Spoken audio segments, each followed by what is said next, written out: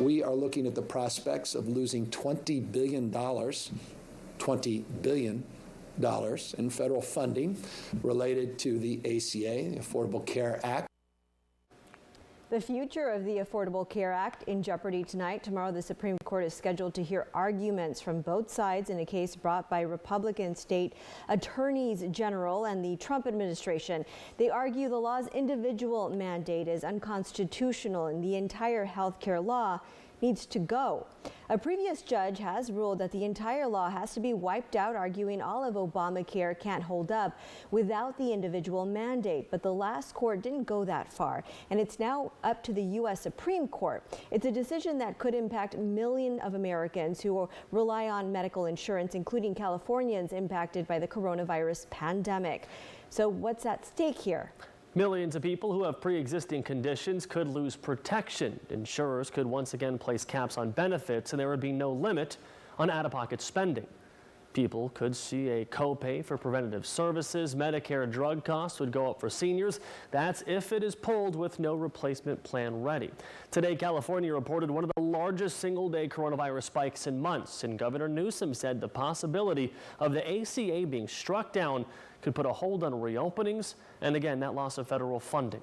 KION's Jocelyn Ortega joins us now with what the local impact could be and what you could do. Hey, Jocelyn.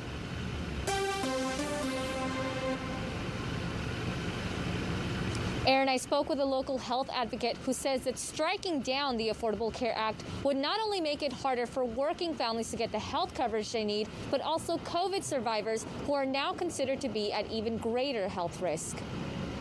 On Tuesday, the Supreme Court is set to hear arguments on the Affordable Care Act, known to many as Obamacare.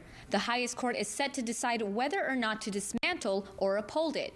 Governor Gavin Newsom spoke at a press conference early Monday afternoon, saying a decision to strike down the Affordable Care Act would not only lead to a loss of billions in federal funding, but that it would lead to millions of people losing their health care coverage. As a consequence, we in California are vulnerable. 6.1 million Californians with pre-existing conditions could directly be impacted. An estimated 100 to 150 million Americans with pre-existing conditions will lose protection without the Affordable Care Act. And during the COVID-19 pandemic, Governor Newsom expressed concerns over the possibility of COVID-19 being considered a pre-existing condition. Researchers and health experts still don't know what long-term effects COVID-19 patients could have. It is very likely, as we wash through COVID-19, the pre-existing condition of COVID-19 transmissions related to the COVID or the coronavirus also can increase. We spoke with a local community health advocate who says a majority of people like farm workers and families in places like Salinas and South County who rely on the Affordable Care Act would be among those most affected. In Monterey County, as we know,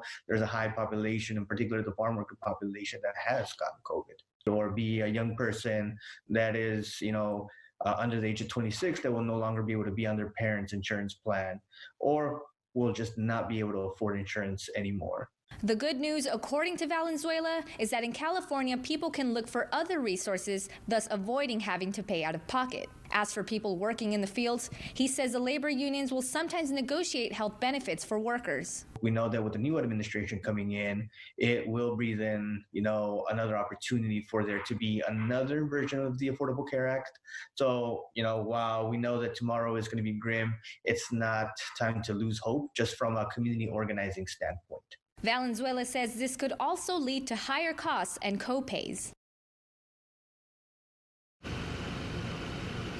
A decision for this is expected in June, and in the meantime, health advocate Valenzuela says that for those weighing their options and want to know more information, they should reach out to their local health resources.